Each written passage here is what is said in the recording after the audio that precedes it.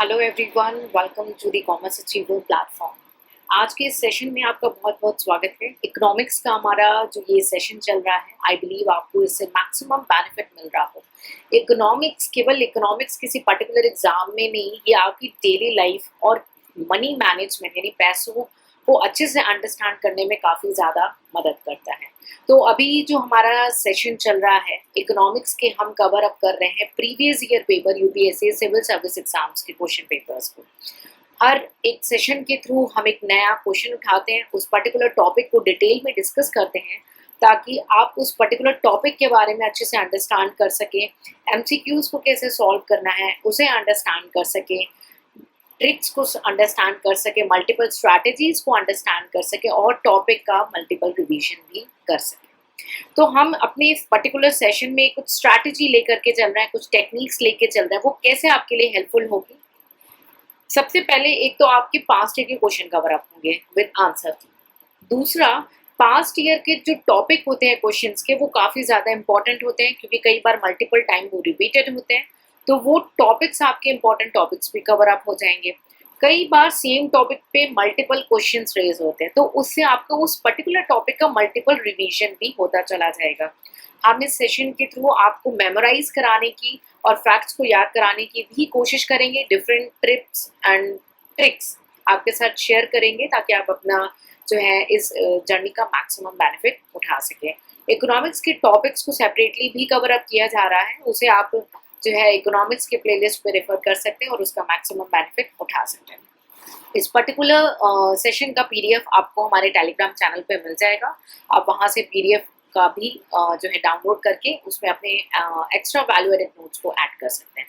तो चलिए स्टार्ट करते हैं हमारा आज का जो क्वेश्चन है। पहले क्वेश्चन को देखते हैं, फिर उस पर्टिकुलर टॉपिक को डिटेल में डिस्कस करेंगे। तो आज का जो हमारा टॉपिक होने वाला है वो है मनी मल्टीप्लायर। यूपीएससी के एग्जाम में क्वेश्चन नंबर 11 जो था हमारे इस पर्टिकुलर टॉपिक पे डिपेंड है। तो क्वेश्चन को रीड कर लेते हैं, बट सॉल्व अभी नहीं करेंगे। हम पूरे टॉपिक को अच्छे से कवर अप करेंगे और कवर अप करने के बाद आप इस टॉपिक को खुद ही सॉल्व कर लेंगे। चलिए, ऐसा होता है और आप भी कर लेंगे। तो चलिए स्टार्ट करते हैं हमारा question. The money multiplier in an economy increases with which one of the following. यानी यहाँ पे ये बोल रहा है कि जो मनी मल्टीप्लायर है वो इंक्रीज होगा, ठीक है, with which one of the following, किसकी वजह से? 4 ऑप्शन है हमारे पास। ए है increase in cash reserve ratio in the bank. तो क्या इंक्रीज हो रहा है? कैश रिजर्व रेशियो, जिसको शॉर्टकट में हम सीआरआर भी बोलेंगे, उसके बढ़ने से मनी मल्टीप्लायर बढ़ेगा। दूसरा, increase in statutory liquidity ratio यानी एसएलआर, इसको हम शॉर्टकट में बोलते हैं इन द बैंक्स। थर्ड है increase in banking habit of the people, ठीक है। एंड लास्ट है increase in the population of the country. ये 4 ऑप्शन दिए हैं और इसमें क्वेश्चन आपसे पूछा जा रहा है कि किसकी वजह से मनी मल्टीप्लायर बढ़ेगा, ठीक है। तो अब हमें ये पता चल गया कि भाई मनी मल्टीप्लायर के लिए कुछ बोल रहा है, ठीक है। तो आखिर है क्या ये मनी मल्टीप्लायर, इसे समझ लेते हैं। तो ये तो आपके सामने वर्डिक्स दी हुई है। इतने लंबे चौड़े वर्ड्स को अच्छे से एक ही बार में माइंड में सेट करना है, तो बेटर है हम पहले अंडरस्टैंडिंग करेंगे और फिर हम रीडिंग करेंगे।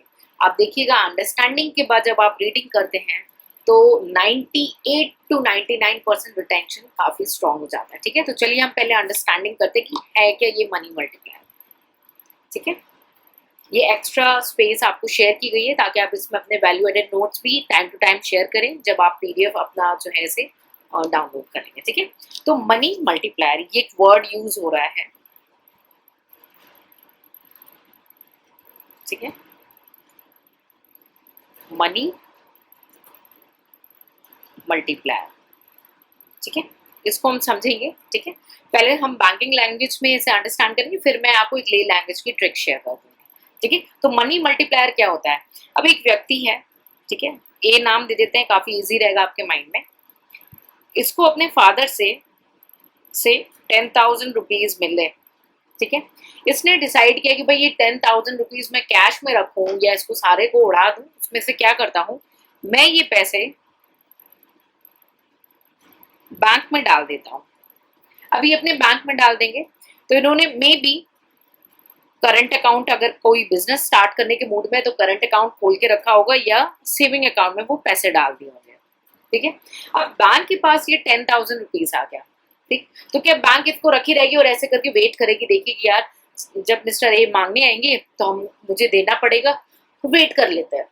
और ऐसे ही वो वेट करती रहेगी सारे टाइम जब तक वो उनके 10,000 रुपए लौटा नहीं देती। नहीं, ऐसा नहीं होता। बैंक इसको बिजनेस में कन्वर्ट करती है, ठीक है। कुछ पोर्शन ऑफ अमाउंट को, इट मे बी 5%, 10%, 15%, 20%, कोई भी हो सकता है, कोई रूल ऑफ थंब नहीं है, ये वैरी करता है, ठीक है। इसको रिजर्व करती है, यानी अपने पास होल्ड करती है। और जो बैलेंस इसके पास बचता है, ठीक है, वो दे देती है मार्केट में लोन के फॉर्म में, ठीक है, मार्केट में लोन के फॉर्म में, ठीक है। तो अब हम इसको टर्म्स को अंडरस्टैंड करेंगे, ठीक है, परसेंटेज के फॉर्म में, ठीक है। मानिए मिस्टर ए ने 10,000 रुपीज जमा किए, ठीक है, और बैंक के पास वो पैसे आ गए। बैंक ने उसमें से रिजर्व करना चाहा और कहा कि 10% हम रिजर्व कर लेते हैं, ठीक है। तो 10,000 का 10% बैंक ने रिजर्व करना चाहा, यानी 1,000 रुपए, ठीक है, बैंक ने अपने पास रिजर्व कर लिए और बैलेंस यानी 9,000 रुपए बैंक ने लोन पे बाहर दे दिए, ठीक है। बैंक ने जब बाहर लोन पे पैसे दिए तो ये लोन से उन्हें इंटरेस्ट भी मिल रहा है, बाहर ये मनी फ्लो भी हो गई और ये मनी फिर रोटेट करके भी आएगी। फिर यही सेम स्ट्रैटेजी क्या होता है, ये जो 9,000 रुपए ये फिर आते हैं बैंक के पास, क्योंकि लोन ये सारा बैंकिंग चैनल है और बैंकिंग के थ्रू ही सारा रोटेशन हो रहा। अब बैंक के पास आगे कितने, 9,000 रुपए, क्लियर। अब बैंक ने फिर इसमें से कुछ पोर्शन से 10% रिजर्व किया, 900 रुपए रिजर्व किया और बैलेंस जो है लोन के फॉर्म में दे दिया, ठीक है, बैलेंस जो है लोन के फॉर्म में दे दिया। तो ये प्रक्रिया जो है बैलेंस 8100 क्या देते हैं, ये प्रक्रिया चलती रहती है, आप देख रहे हैं। इसे जो बोलते हैं ना, कैश को कैश फॉर्म में नहीं रखना चाहिए, मतलब बैंकिंग चैनल से बाहर नहीं रखना चाहिए। रखने से क्या होता है, वो डाई कर रहा है इन्फ्लेशन की वजह से। लेकिन यहाँ पे क्या हो रहा है, उसने सेविंग या करंट अकाउंट में रखे, बैंक ने ऑब्वियसली वेट नहीं किया कि वो मेरे से पैसा मांगने आएगा। बैंक ने क्या किया, उस चैनल को रोटेट किया, बैंक ने सामने पर्सन को वो पैसे दिया, ठीक है। तो जो इनिशियल डिपॉजिट थे 10,000 रुपीज वो बैंक में आए और बैंक ने कुछ पोर्शन को रिजर्व किया। अब जो रिजर्व किया उसे क्या बोलते हैं, एक बार मैं वो आपको हाईलाइट कराना चाहूंगी। रिजर्व जो किया बैंक ने, उसको हम इकोनॉमिक्स के टर्म में बोलेंगे legal reserve ratio, legal reserve ratio, जिसको दो पार्ट में डिवाइड किया जाता है, CRR यानी cash reserve ratio and SLR statutory liquidity ratio. इसको इंडिविजुअली काफी डिटेल में कवर अप किया जा चुका है। इकोनॉमिक्स के ऐसे बहुत सारे टर्म्स हैं जो हम टर्म वाइज कवर अप कर रहे हैं, तो आप उसे इकोनॉमिक्स के प्लेलिस्ट में देख करके अपने अंडरस्टैंडिंग को स्ट्रॉन्ग करेंगे। इसे अंडरस्टैंड करेंगे, कोई भी चीज रटेंगे नहीं, याद नहीं करेंगे। कोई इंपॉर्टेंट अगर फैक्ट होगा जहाँ पे मैं बताऊंगी वही आपने याद करना है, बाकी अंडरस्टैंड करना है, तब कभी भी कोई मिस्टेक नहीं होगी, ठीक है। तो क्या हुआ, इन्होंने जो लीगल रिजर्व रेशियो है, फॉर एग्जाम्पल हमने जैसे 10% लिया, ये 10% से ज्यादा भी हो सकता है, कम भी हो सकता है, 20 हो सकता है ना, कुछ भी हो सकता है। तो ये 10% लीगल रिजर्व रेशियो हुआ, ठीक है। तो इस केस में क्या होता है, बैंक को ना ये 10% से हमारे एग्जाम्पल में रिजर्व रखना पड़ता है, जमा रखना पड़ता है कि भाई कोई सडन सिचुएशन ना आ जाए, यानी मिस्टर ए वापस ना लेने आ जाए कुछ पैसे, ठीक है। ऐसे मिस्टर ए की तरफ बहुत लोग होते हैं जो बैंक में पैसे जमा करते हैं, आप हम और भी कई सारे लोग। तो कहीं अचानक से हम कुछ पैसे, हम सारे पैसे नहीं निकालने आए, मानो कुछ पार्शियल लेने आए या सारे भी लेने आए, जो भी हो सकता है, तो उसके लिए बैंक 10% रिजर्व रखती है, ठीक है। और जो भी पेमेंट्स है, जितने प्रकार के पेमेंट्स हैं या डिपॉजिट हैं वो बैंक के थ्रू जो होते हैं, उसमें कुछ ऐसा ही 10% के फॉर्म में मिनिमम अपने पास बैलेंस रखती है। वो जो बैलेंस है वो CRR और SLR के फॉर्म में होता है, ठीक है। और बाकी जो बैलेंस बचता है बैंक के पास वो पब्लिक को लेंड कर देती है, लोन के फॉर्म में दे देती है, ठीक। आई होप आपको ये बेसिक आपको क्लियर हो गया, कुछ भी नहीं था, आपको सब समझ में आ रहा है ये क्या है। अब मैं आपको फिर से एक बार स्विंग करूंगी, ये मनी मल्टीप्लायर क्या हुआ। फिर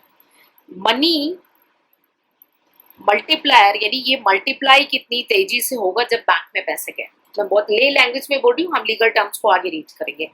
मनी मल्टीप्लायर यानी मनी हमारी कितनी तेजी से मल्टीप्लाई करेगी, यानी बैंक जो है ये जो रूट चला रहा है बार बार कि भाई 10% रखो, बाकी 90% दे दो, फिर 10% उसमें से रखो, उसमें से 90% दे दो, ये प्रक्रिया चलती रहती है।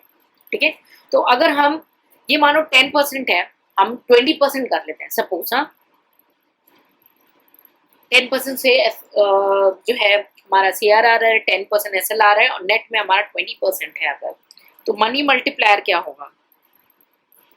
मनी मल्टीप्लायर क्या होगा?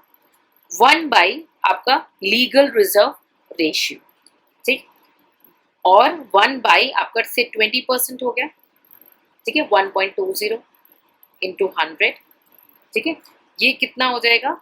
5। इसको हम टाइम्स में डिनोट करते हैं, ध्यान दीजिएगा, हम इसको टाइम्स में डिनोट करते हैं। तो मनी मल्टीप्लायर क्या निकल के आ गया आपका? 5 टाइम्स आ गया आपका मनी मल्टीप्लायर। यानी कि अगर इनिशियल डिपॉजिट 10,000 रुपए है, ठीक है, तो अगर रिजर्व के पोर्शन को हटा देंगे, जो 20% या 10% जो भी रिजर्व होगा, रिजर्व के पोर्शन को हटा ले तो 5 गुना वैल्यू इंक्रीज हो जाएगी। ठीक है, यानी 10,000 अगर जमा किए हैं तो वो 5 टाइम्स हो जाएगा, यानी 50,000 हो जाएगा। इस तरीके से बैंक जो है मनी को मल्टीप्लाई करती है। आई होप ये वर्ड, ये कॉन्सेप्ट आपको आज कंप्लीटली क्लियर हो चुका हो और कभी भी अब ये डिलेमा में नहीं। जितने लोग आपके सपोर्ट में आए उन्हें ये नॉलेज शेयर करिए, उतना आपकी अंडरस्टैंडिंग और स्ट्रांग होगी, क्योंकि वे आपसे क्वेश्चन करेंगे, आप उनको आंसर करेंगे। या आपके माइंड में और भी कोई क्वेश्चन है ना इन सब टॉपिक से लेकर, आप उसे कमेंट सेक्शन में पूछें और क्लियर कर लें आज ही।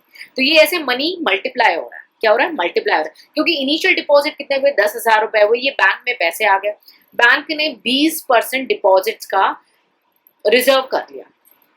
अब बैंक को ये 20% रिजर्व बनाना था, ठीक है, तो 10,000 का 20% यानी 2,000 रुपए बैंक ने अपने पास रख लिए और बाकी जो बैलेंस है उसे लेंड कर दिया, लोन के फॉर्म में दे दिया, 8,000 रुपए वो पब्लिक में चला लिए।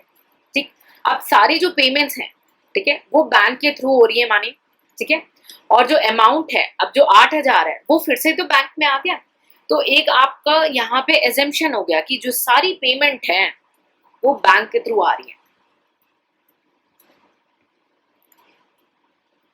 एजम्पशन हमने क्या ले लिया कि जो पेमेंट्स वगैरह के चैनल हैं, जो चैनल होंगे वो बैंक के ही थ्रू होंगे, ठीक है, सारे बैंक के थ्रू ही रोटेशन हो रही है। ठीक है, तो जो 8,000 है वो फिर से बैंक में वापस आ गए। अब बैंक इसमें से 20% रख लिया अपने पास, यानी 1,600 रुपया, ठीक, अब फिर से लैंड कर दिया 6,400 पब्लिक में। ठीक है, अब ये प्रोसेस चलता रहेगा जब तक कि ये जो डिपॉजिट है ये 50,000 नहीं हो जाता, यानी मनी मल्टीप्लायर, यानी मनी मल्टीप्लाई नहीं हो जाता है। ठीक है, क्योंकि हमारा मनी मल्टीप्लायर क्या निकला? 20% के हिसाब से 5%। तो जो इनिशियल डिपॉजिट थी 10,000 रुपए, वो अब 50,000 रुपए हो जाती है, और जब तक नहीं होती ये प्रोसेस कंटिन्यू हो जाता है। ये बोलते हैं मनी मल्टीप्लायर, यानी मनी खुद में मल्टीप्लाई हो रही है। ठीक है, मनी खुद में मल्टीप्लाई हो रही है। आई बिलीव आपको आज ये कॉन्सेप्ट जो है क्लियर हो गया हो। अब यहाँ पे 2 टर्म मैंने यूज किए, उसको मैं क्विक अभी यहाँ पे एक ब्रीफ रिकॉल दूंगी, फिर आपसे रिक्वेस्ट करूंगी आप उस स्पेसिफिक जो है टॉपिक को कवर अप कर लेंगे इकोनॉमिक्स के प्लेलिस्ट से। एक वर्ड यूज किया मैंने, CRR, कैश रिजर्व रेशियो। ठीक है, क्या बोलते हैं इसे? कैश रिजर्व रेशियो, CRR यानी कैश रिजर्व रेशियो। तो ये क्या है? कैश रिजर्व रेशियो क्यों करना पड़ता है? क्या चीज है ये कैश रिजर्व रेशियो? ठीक है, इसका एक ब्रीफ आउटलाइन मैं आपको देना चाहूंगी। कैश रिजर्व रेशियो मींस जब बैंक ने ये डिसाइड किया, हमारा जो रिजर्व बैंक ऑफ इंडिया है, कि भाई कुछ परसेंटेज जो डिपॉजिट आया है बैंक के पास, वो बैंक को अपने पास जो है कैश रिजर्व में रखना पड़ेगा। ठीक है, बैंक को जो है कैश रिजर्व के फॉर्म में रखना पड़ेगा बैंकिंग सिस्टम के साथ। ठीक है, यानी भाई कोई इमरजेंसी आ गई है ना, कोई पैसे मांगने आ गया, तो बैंक के पास ये पैसे होने चाहिए, ये इमरजेंसी में यूज करने के लिए ये पैसे उनके पास पड़े रहने चाहिए। ठीक है, तो कैश रिजर्व रेशियो क्या हुआ? ये एक मिनिमम परसेंटेज है जो कि कमर्शियल बैंक को टोटल डिपॉजिट्स में से रखना पड़ेगा सेंट्रल बैंक के पास। ठीक है, तो यहाँ पे मैं लिख दूं कीप विथ आरबीआई इंडिया के केस में यानी सेंट्रल बैंक। ठीक है, ये आपको याद करने के लिए पूरा डिटेल इसका कवरेज किया जा चुका है, आप उसे रेफर करेंगे। एसएलआर स्टैट्यूटरी लिक्विडिटी रेशियो इसका फुल फॉर्म है, यानी कि एक मिनिमम परसेंटेज का रिजर्व रखना है बैंक्स को। ठीक है, किसका? जो भी net total demand and time liabilities होगी उसका कमर्शियल बैंक्स को एक रिजर्व बनाना होगा, मिनिमम रिजर्व रखना होगा अपने पास टोटल डिपॉजिट का, अपने खुद के पास विद देमसेल्फ। ठीक है, अपने पास, यानी कभी कोई आ रहा है इमरजेंसी में तो खुद में से वो रिजर्व में से निकाल के देंगे, और नहीं तो सीआरआर अगर वो खत्म हो जाता है तो सीआरआर की मदद लेंगे जो कि हमारे सेंट्रल बैंक के पास है। ठीक है, तो मैंने ये आपको दो वर्ड भी क्लियर किए कि सीआरआर का एक ब्रीफ आइडिया दे दिया और एसएलआर क्या होता है। ठीक है, अब इकोनॉमिक्स टर्म में कई बार जो मनी मल्टीप्लायर इफेक्ट है ना, बैंकिंग और मनी सप्लाई, हम इकोनॉमिक्स की ओर लेंगे। ये तो मैंने आपको ले लैंग्वेज में समझाया कि आपको क्लियर होना चाहिए मनी मल्टीप्लायर होता क्या है, मल्टीप्लाई होता है। ठीक है, तो अब इसमें मैं आपको एक चीज और हाईलाइट करना चाहूंगी कि अब मानिए ये 10% से 20% हो रहा या 30%, तो जितना बढ़ रहा है उतना बैंक को अपने पास ज्यादा रखना पड़ेगा। प्लीज याद मत करना, यहाँ पे समझना, जितना आपका रिजर्व रेश का परसेंटेज बढ़ रहा है, लीगल रिजर्व रेशियो का परसेंटेज बढ़ रहा है, उतना बैंक को अपने पास ज्यादा रखना पड़ेगा। अब ज्यादा रखेंगे तो लैंड कम कर पाएंगे, कम लैंड किया तो मार्केट में पैसा कम हुआ, कम रोटेट होगा। आप समझिएगा, याद मत करिएगा, अगर कोई डाउट है तो उसे कमेंट सेक्शन में पूछिएगा। तो ये हमने ले लैंग्वेज में समझा कि भाई ये मनी मल्टीप्लायर क्या होता है, और उससे कनेक्टेड हमने दो वर्ड समझे कि मनी सीआरआर क्या है, एसएलआर क्या है, और ये भी समझा कि भाई इसका फॉर्मूला क्या है मनी मल्टीप्लायर का। ठीक है, अब इकोनॉमिक्स की हम लैंग्वेज में अगर हम मनी मल्टीप्लायर को समझें, ठीक है, तो बैंकिंग और मनी सप्लाई के पर्सपेक्टिव में हम इकोनॉमिक्स की लैंग्वेज में समझे तो हमारे तीन टर्म्स होते हैं। मैं आपको उसको भी डीप यहाँ पे एक ब्रीफ आउटलाइन करूंगी, इसका डिटेल सेशन हम ऑलरेडी कवर अप कर चुके हैं, या आप उसे लिंक में शेयर कर देंगे। M0, M1, M2, M3, ये आपने सुना होगा। भाई ये क्या चीज है, अभी डिस्कस करते हैं, ब्रीफली डिस्कस करेंगे। ठीक है, तो ये इकोनॉमिक्स टर्म में जो आपका M0 है या आपका M1 है, ठीक है, M3 है, ठीक है, ये सारी आपकी मनी सप्लाई से रिलेटेड कॉन्सेप्ट्स हैं। ठीक है, ये हमें क्या बताता है कि भाई M1 क्या है, M2 क्या है या M3 क्या है, हम इसे जो है एक बार ब्रीफ आउटलाइन करेंगे, फिर हम इसके लीगल टर्म्स को अंडरस्टैंड करेंगे कि ये चीजें क्या होती है। ठीक है, तो M0 क्या है, इसको हम मॉनेटरी बेस भी बोलते हैं और रिजर्व बेस भी बोलते हैं। आप बस समझिएगा, सारे नोट्स आपको मिल जाएंगे, कोई एक्स्ट्रा वैल्यू एडेड आपको लगता है वो लिख लीजिएगा, लेकिन अभी जब मैं समझा रही हूँ ना तो सिर्फ आपको समझना है। M0, ठीक है, 0 यानी यहाँ पे बेस की बात हो रही है, मॉनेटरी बेस की बात होती है, इसको हम रिजर्व मनी भी बोलते हैं। ठीक है, तो ये जो करेंसी है, जो हमारी करेंसी सर्कुलेट हो रही है, या जो बैंकर के पास, जो बैंकर का डिपॉजिट आरबीआई के पास पड़ा हुआ है, ये किसी भी प्रकार का डिपॉजिट आरबीआई के पास होता है, उसको बोलते हैं मॉनेटरी बेस। ठीक है, यानी M0, कई बार इसे डेजिग्नेट किया जाता है NM0 भी, तो कंफ्यूज नहीं होंगे। तो ये बेस मनी है जो फ्लो कर रही है, मार्केट में रोटेट कर रही है, चाहे वो करेंसी के फॉर्म में हो, सर्कुलेट कर रही हो, या किसी भी प्रकार का डिपॉजिट, चाहे बैंक का डिपॉजिट आरबीआई के पास पड़ा हो या किसी अदर प्रकार का डिपॉजिट आरबीआई के पास पड़ा हो। ठीक है, यानी फॉरेन सेंट्रल बैंक्स का डिपॉजिट पड़ा रहता है, कभी किसी गवर्नमेंट का है, किसी अदर फाइनेंशियल इंस्टीट्यूशंस का जो है डिपॉजिट आरबीआई के पास। तो जो करेंसी सर्कुलेट कर रही है प्लस जो डिपॉजिट आरबीआई के पास है, चाहे वो बैंक के डिपॉजिट हो कोई अदर डिपॉजिट हो आरबीआई के पास, ये हमारी M0 कहलाती है। ठीक है, तो ये करेंसी क्या हुई, ये करेंसी आपकी रिजर्व हो गई। ठीक है, रिजर्व करेंसी हो गई, यानी मॉनेटरी बेस हो गया। दूसरा जो हमारा टर्म है जो हमारे इस पर्टिकुलर मनी मल्टीप्लायर में यूज होगा वो है M3। मैं आपको सारे टर्म्स क्लियर करूंगी सेपरेट सेशन में, M1, M2, M3, M4 क्या होता है, बट इस सेशन में हमें फोकस रखना है सिर्फ मनी मल्टीप्लायर पे, तो हम वहीं तक लिमिटेड रहेंगे। ठीक है, तो M3 क्या है, M3 ये जो करेंसी जो पब्लिक के पास है, जो बैंकिंग सिस्टम के पास है, जो सेविंग के फॉर्म में है, जो सर्टिफिकेट ऑफ डिपॉजिट के फॉर्म में बैंक इश्यूज करती है, जो टर्म डिपॉजिट के फॉर्म में है, ठीक है, ये सारी चीजें जो है आपकी M3 में आती है। और डिटेल अंडरस्टैंडिंग आपको करना है ना M1 M3 क्या होता है, उसको हम सेपरेट सेशन के थ्रू इकोनॉमिक्स के प्लेलिस्ट में आप उसे रेफर कर सकते हैं, ठीक है। तो बस ब्रीफ आइडिया कि M1 और M3 क्या होता है मैं आपको बस इंट्रोड्यूस करना चाह रही थी कि यहाँ पे सिर्फ करेंसी और डिपॉजिट विद RBI नहीं है, यहाँ पे और भी अदर डिपॉजिट इंक्लूड हो जाते हैं, ठीक है। जैसे M0 क्या है, ये सेंट्रल बैंक के ऑब्लिगेशंस होते हैं, और M1 और M3 क्या है आपके, इसमें बाकी चीजें जो है मतलब अगर M3 की बात करें तो यहाँ पे टर्म डिपॉजिट भी इंक्लूड हो जाता है, क्लियर, टर्म डिपॉजिट भी इंक्लूड हो जाता है। तो मनी मल्टीप्लायर को कई बार बोलते हैं कि ये अगर मनी मल्टीप्लायर को मेजर करना है ना तो उसको आप M3 और M0 की मदद से मेजर कर सकते हैं, ठीक है, M3 और M0 की मदद से मेजर कर सकते हैं। इसलिए मैंने आपको ये टर्म क्लियर कराना चाहा कि आपको पता होना चाहिए कि M3 और M0 क्या है, ताकि आपको डाउट ना हो। M0 जो करेंसी मार्केट में सर्कुलेट हो रही है और डिपॉजिट के फॉर्म में RBI के पास पड़ी है, चाहे वो बैंकर के डिपॉजिट हो या अदर डिपॉजिट हो। M1 एक टर्म होता है, M1 यानी करेंसी जो पब्लिक के पास है, जो डिपॉजिट बैंकिंग सिस्टम के पास है, चाहे करंट के फॉर्म में हो या सेविंग के फॉर्म में हो, कोई अदर डिपॉजिट RBI के पास है, प्लस कोई भी टाइम डिपॉजिट, ठीक है, जो टाइम डिपॉजिट होंगे बैंकिंग सिस्टम के वो भी आपका M3 का पार्ट होता है, ठीक है। हम M1 M2 M3 सारी चीजें बहुत ही डिटेल में कवर अप करेंगे, ठीक है। आपने उसके लिए सिर्फ रेफर करना है इकोनॉमिक्स का प्लेलिस्ट, ठीक है। तो ये हमारी क्या हो गई, मनी मल्टीप्लायर के लिए भी हमारा जो है M1 M3 ये इकोनॉमिक्स के फॉर्म में जो है टर्म्स को यूज करते हैं कि भाई ये टर्म्स क्या है, ठीक है। तो मनी मल्टीप्लायर मैंने आपको एक ले लैंग्वेज में एक्सप्लेन किया कि भाई मनी मल्टीप्लायर होता क्या है, ठीक है। लेकिन अगर हम इकोनॉमिक्स के टर्म में फॉर्म करें, डिस्कस करें, तो इसका रिलेशनशिप M0 और M3 से है। किससे? M0 और M3 से है, ठीक है। M0 और M3 हमें आइडेंटिफाई कराता है कि भाई मनी मल्टीप्लायर है क्या, क्योंकि M0 क्या है आपका बहुत ही नैरो मनी है, बहुत ही बेस मनी है, और ये ही रोटेट होके हमारी टोटल मनी जो है क्रिएट करता है, मार्केट की टोटल मनी को क्रिएट करता है, क्लियर है।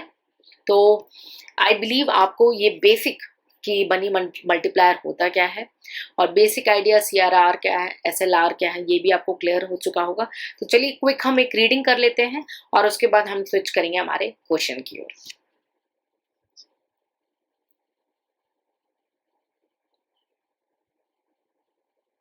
ठीक है, क्विक रीडिंग कर लेते हैं।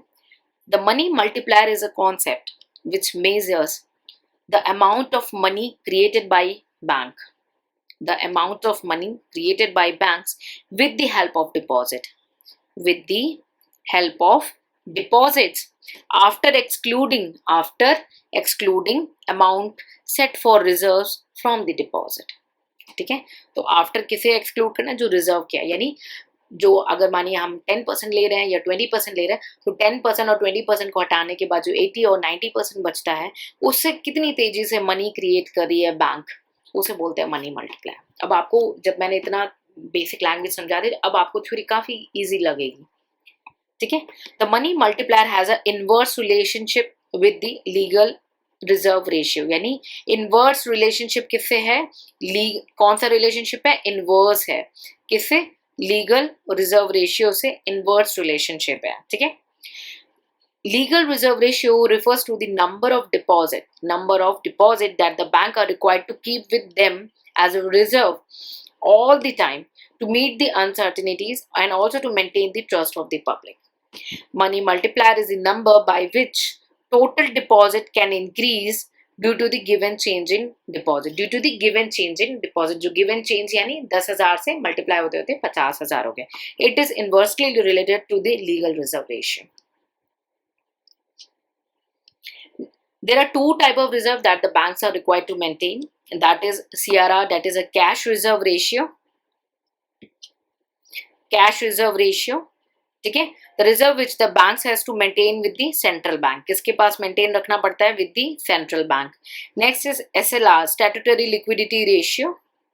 ठीक है, which shows the number of reserve that the bank are required to maintain in the form of liquid asset with themselves. ठीक है, the simple money multiplier formula works as a great tool in a monetary economy for the central bank to control the money creation because it works as a total money supply formula that is used for calculating money supply. इस line का मतलब क्या है? इस line का मतलब ये है कि भाई जितना ज्यादा रिजर्व होता चला जाएगा उतने पैसे बैंक के हाथ में कम होंगे और वो उतने ही कम पैसे लेंड कर पाएगी और उतने ही पैसे कम होंगे मार्केट में और कम मार्केट में पैसे हुए तो कम रोटेशन होगा। क्लियर? तो रिजर्व पे ही सब कुछ निर्भर करता है। क्लियर? फॉर्मूला आपको दिया हुआ है मनी मल्टीप्लायर का 1/रिजर्व रेशियो, ठीक है, और 1/LRR that is legal reserve requirement. Clear? हमने इसे भी डिस्कस कर लिया है। Money multiplier is measured as the ratio of M3 and M0। M3 and M0। M3 क्या है? उसे ब्रॉड मनी बोलते हैं, ऑल्सो कॉल्ड मनी एग्रीगेट, जहाँ पे M1 plus deposit with commercial banks हैं और M0 के base for creating broad money. तो इसके लिए आपको वरीड नहीं होना, यहाँ पे मैंने डिटेल शेयर कर दिया कि M0 क्या होता है और M3 क्या होता है। क्लियर है? तो ये आपने ले लैंग्वेज में भी अंडरस्टैंडिंग कर लिया और वर्डिक्स को रीड कर लिया। तो चलिए हम चलते हैं हमारे सॉल्यूशन की ओर और देखते हैं क्वेश्चन हमारा जो एग्जाम में आया हुआ है एंड आई बिलीव आप इसे सॉल्व कर लेंगे। और अगर आपको कोई भी डाउट रहता है तो आप उसे कमेंट सेक्शन में पूछ के इस पर्टिकुलर टॉपिक में क्लियर कर सकते हैं। ठीक है? The money multiplier in economy increases with which one of the following. तो मनी मल्टीप्लायर यानी सरकार जो हमारी सेंट्रल जो बैंक है, बाकी जो कमर्शियल बैंक है, जो अपनी मनी को कैसे मल्टीप्लाई करेंगी, उसको इंक्रीज करना है। यानी 5 हमारे जैसे एग्जांपल में उसे 6 करना है, 8 करना है, 10 करना है, उसे बढ़ाना है, तो वो कब हो पाएगा? फर्स्ट ऑप्शन है इंक्रीज इन CRR। रॉन्ग। क्यों? क्योंकि अगर CRR बढ़ गया, कैश रिजर्व रेशियो, रिजर्व बढ़ा यानी 10 से 20% हो गया, तो बैंक के हाथ में पैसे कम रहेंगे लेंड करने के लिए, और कम लेंड करेगी तो कम रोटेट होंगे, कम मल्टीप्लाई होंगे। प्लीज अंडरस्टैंड करना, रटना मत कुछ भी, यहाँ पे रिक्वेस्ट है। सेकेंड ऑप्शन है इंक्रीज इन SLR। SLR भी क्या है? एक तरीके का रिजर्व है। ठीक है? तो क्या SLR को बढ़ाने से बैंक के हाथ में पैसे कम नहीं होंगे टू लैंड? तो जब SLR बढ़ गया यानी अपने पास उन्हें रिजर्व रखना है, बैंक को खुद के पास अपने पास कुछ रिजर्व रखना है और डिफरेंस जो बैलेंस है उसे लैंड कर सकता है, तो क्या उससे मनी मल्टीप्लाई होगी तेजी से? नहीं, कम पैसे बचेंगे ना, तो कैसे इंक्रीज होगा? इंक्रीज नहीं होगा, है ना। Third option increase in banking habit of the people. ये माइट भी वेरी हो सकता है, बट देखते हैं हमारा क्लोजेस्ट वन क्या हो सकता है। नेक्स्ट डी ऑप्शन, तो ए और बी तो आपका रॉन्ग है, ये दोनों तो होना नहीं। अब डी को देखते हैं, increase in the population of country. ये नहीं हो सकता। कैसे? पॉपुलेशन बढ़ने से क्या ये कंपलसरी है कि वो सारे के सारे लोग बैंकिंग चैनल को यूज करें, 100% बैंकिंग चैनल को ऑल टाइम यूज करें? नहीं। तो हमारा नियरेस्ट आंसर क्या हो गया? Increase in banking habit. Obviously जब बैंकिंग हैबिट बढ़ेगी, चाहे जितनी भी पॉपुलेशन हो, बैंकिंग हैबिट बढ़ने से ही आपका मनी मल्टीप्लायर इंक्रीज होगा। सो आई बिलीव आपको आज के सेशन में ये कॉन्सेप्ट्स काफी अच्छे से क्लियर हो चुके हो कि भाई मनी मल्टीप्लायर होता क्या है, और इस क्वेश्चन को सॉल्व करने में आपको जो है काफी ज्यादा सपोर्ट मिला हो। इकोनॉमिक्स की प्लेलिस्ट पे जुड़ के आप इसका इकोनॉमिक्स की लर्निंग का मैक्सिमम बेनिफिट उठा सकते हैं। ठीक है?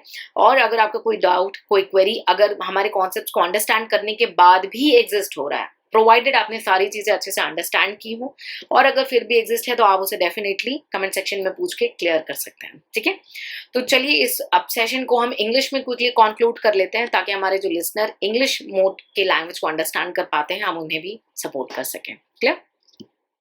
So let's begin our discussion in English, so that if you are a listener and you give your lot of patience, so that you want to cover up your understanding in English. So thank you for being there, because we'll assure you, we'll give you the best.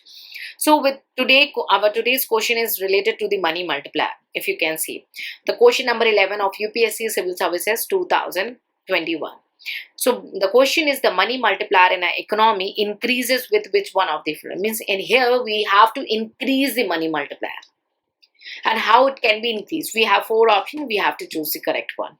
So before going to solve this particular question, let's time to understand what is money multiplier, and then we'll solve this particular question. And we have some reading material, but I want you to understand the concept, then we will read and then we will solve together. So what is money multiplier? Here's the two terms we are combining, money and multiplier. Okay, so I'll just want to introduce you with the brief lay language example, so that I want you to understand from the deep rooted understanding about this particular topic of the money multiplier. Okay. So money multiplier. Suppose there is a person who got, say, 10,000 rupees from his father. Okay, and he or she decided to keep those 10,000 rupees into the bank. So he or she want to use the banking channel, and they want to make it a deposit. So Mr. A, suppose in our example, decided to deposit rupees, say deposit rupees 10,000 into the bank. Okay, so the bank will wait that if may Mr. A come and ask for the money anytime and we have to give them money back. No, bank will not just sit and wait. Bank will try to create business from those 10,000 rupees. What they do is they reserve some portion. For example, 20% they are reserving. Okay, and balance out of those 10,000 they reserve 20%, and balance they lend it to the outside public, to the public. Okay, so the amount they are reserving, that is the 10%, we call them as a legal reserve ratio, that is LRR. Okay, which bank has to be maintained. Okay, all the payments, but we have to assume one thing, that all the payments and deposit are done through the bank. We have to assume this particular point. There is an assumption. Okay, what is the assumption? That all the payments and deposits, okay, payments and deposit done through bank. There means there is a good use of banking channel. Clear? So the bank keeps this LRR, that is a reserve ratio, as a minimum balance with themselves, and balance they lend it to the general public. Okay. So in our example, bank is decided, there is an initial deposit of 10,000 which is with the bank, and bank maintain 20% as a reserve with themselves, and for example, out of this 10,000, say 2,000 they keep it as a reserve, and 8,000 they lend it to the public as a form of loan. Clear? As all the payments are done through banks, then this 8,000 will definitely come back to the bank. Okay, so it comes again back to the bank, and the bank will keep again 8,000, 20% from 8,000, that is 1,600 with itself as a reserve, and lend again the difference 6,400 to the public. But this picture keep on going on. Okay, but in this example, say this will be 1 second please, 8,000 they given as loan. Now this 8,000 again come into the banking channel. Okay, and then out of this 8,000 again they made a reserve of say 20%. Okay, and then balance 6,400 they lend it to the public. This picture will go on till when? Let's check. So for that we need a money multiplier formula. It will be the reverse relationship between the legal reserve ratio, that is 1 by 20%. 1 by 20%. So money multiplier will be 1 by 20%. This will be the formula, 1 by 20%. So it will comes to the 5 times. That means if the initial deposit is 10,000, as a process will go on, and with the deposit and all, as a money multiplier is 5. So it means that initial deposit of 10,000 rupees will become 50,000. Until then, the process will keep on continuing. Okay? And this way the banking channel multiply their money. This is called a money multiplier. So we use the term legal reserve ratio, that is LRR, which the banks create in the two forms, CRR and SLR. We already covered this topic in a very detail with the separate sessions. Kindly refer the economics playlist. Okay, but I want to just draw your brief understanding about the CRR and SLR. So CRR is about the commercial bank has to create a reserve or keep a reserve with them, with the central bank, that is in case of India with the Reserve Bank of India. However, SLR is the bank has to create some amount of percentage of reserve with themselves, so that suppose any emergency come, it may be related to the incurring any transaction for any emergencies to meet their own requirement. So that reserves can help us to provide that money to the public back. Okay, so this is all about the your money multiplier. In the lay language, we understood what is money multiplier. We understood the that how it is measured. Okay, and the two terms CRR and SLR. Clear? Now we are going to switch ahead. That money multiplier is measured with the two understanding of the word M0 and M3. So now what is M0 and M3? We already covered it very detailed in separate session. I just want to give you a brief outline about M0 and M3. So M0 is about the reserve money. Okay, M0 is the your reserve money or the base money, the money which is in the form of currency in the circulation, money which is in the form of deposit with the bank as an RBI only, and other kind of deposit with the RBI. It's fall under the definition of M0. And the M3 is the it's including the money with the public, current account deposit with the banking system, saving deposit with the banking system, certificate deposits with the issued by the banks, term deposits, okay, other kind of deposit with the RBI, okay, or these kind of things will fall under the definition of M3. I'm just giving you a brief idea about M0 and M3 because they are a very big concepts and we covered it in the separate session. Clear? So, what is money multiplier in this term? Money multiplier is measured with the help of M3 and M0. Clear? So we learned the basic understanding. Now let's switch the verdicts quickly. The money multiplier is a concept which measures the amount of money created by banks. Amount of money created by the banks with the help of deposit after excluding the amount of set of reserves from the deposits. The money multiplier has an inverse relationship with legal reserve ratio. That's LRR.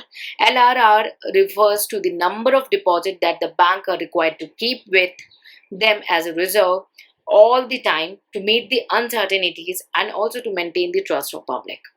Money multiplier is the number by which total deposit can increase due to given change in deposit. It is inversely related to the legal reserve ratio. I believe these two concepts are very clear with you. Next is the meaning of CRR and SLR I am shared with you. Okay? You just go and just have a read it. Money multiplier formula is 1 by the reserve ratio or the LRR, that is a legal reserve ratio. Money multiplier is measured as the ratio of M3 and M0. So M3 and M0 we already have a brief outline here. We give a basic theory here. Okay? Detailed discussion will I request you to refer the playlist of economics. Okay? So I hope you understand what is money multiplier in the lay language in the economic terminology. Now let's jump to the question, and I want you to solve by yourself. Okay, try to solve by your own. So the money multiplier in an economy increases when the money multiplier increase. So the question wants to increase the money multiplier. Okay, so how that can be possible? Is it possible by increasing the cash reserve ratio? No. Why? Because when the reserve will increase, the bank has to keep that reserve with themselves and only balance they can lend it to the public. And the balance what is lended to the public, it keep on rotating in the same way. That's why with the increase in cash reserve ratio, there is decrease in multiplier, not increase. So the option A is wrong. Then increase in SLR, again the same, no, because it's a kind of reserve which is bank is required to keep with themselves. So when the reserve increase, bank has to keep with themselves more in the form of reserve and only less can lend to the public. If they less lend to the public, less will come back to the bank and less will keep on rotating. Okay. Third is increase in banking habit of the people. So we can see the other closure option. Okay. D, increase in population of the country. Do you think if population keeps on increasing, they definitely go with the banking channel? No, there might be no situation that they will go to the banking channel. They may opt it or they may not opt it. So the best possible option is C, with the increase in banking habit. Yes, the money can multiply and that money multiplier can increase. I believe with this session, I help you to understand this particular concept on money multiplier. I help you to understand the brief idea about the CRR and SLR. So if it's really helped you to understand this concept, keep sharing and do like this session. And to have a great understanding of the economic terminologies, refer the playlist of economics. Either it's related to the MCQs or related to the static portion or the NCRT. So keep working hard. See you in the next session more on economics. Till then, take care. Bye bye and Jai Hind.